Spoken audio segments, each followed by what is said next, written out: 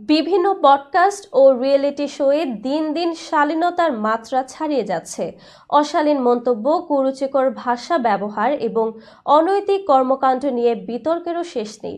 সম্প্রতি এমনই এক ঘটনায় ব্যাপক সমালোচনার মুখে পড়েছেন জনপ্রিয় ইউটিউবার রণবীর এলাহাবাদিয়া। বিস্তারিত শাহিদা আহমদ জান্নাতীর টেক্সট রিপোর্টে। Watch your parents have every day for the rest of your life.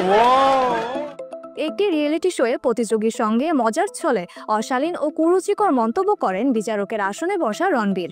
মুহূর্তে বিষয়টি নিয়ে সোশ্যাল মিডিয়ায় তোলপাড় শুরু হয়। তার মন্তব্যের ভিডিও ভাইরাল হওয়ার পর সমালোচনার ঝড় ওঠে।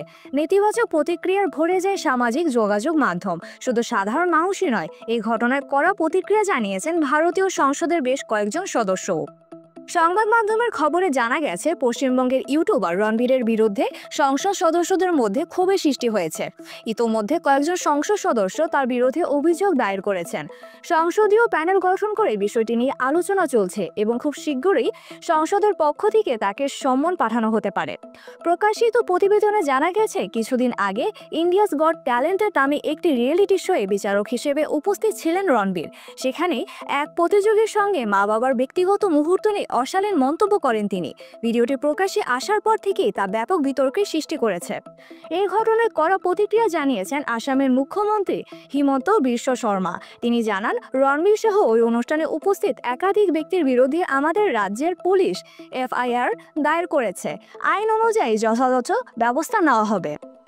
এদিকে মহারাষ্ট্রের মুখ্যমন্ত্রী দেবেন্দ্র ফড়নবিস বলেন, সবারই বাক স্বাধীনতা রয়েছে, তবে তা অন্য কারোর স্বাধীনতা লঙ্ঘন করার অধিকার দেয় না।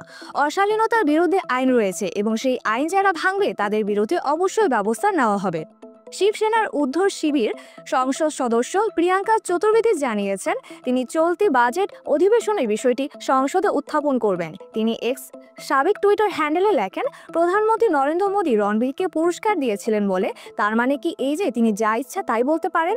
ফলোয়ার বেশি থাকলেই কেউ অন্যদের অসম্মান করার অধিকার পায় না। বিপাকে পড়ে অবশেষে নিঃশর্ত ক্ষমা চেয়েছেন রণবীর এলাহাবাদিয়া। তবে বিতর্ক থামেনি। ইতোমধ্যে ভারত সরকারের তথ্য ও সম্প্রচার মন্ত্রণালয় তার কাছে ব্যাখ্যা চেয়ে নোটিশ পাঠিয়েছে। পাশাপাশি বিতর্কিত ওই অনুষ্ঠানের ভিডিও ক্লিপও সরিয়ে নেওয়া হয়েছে।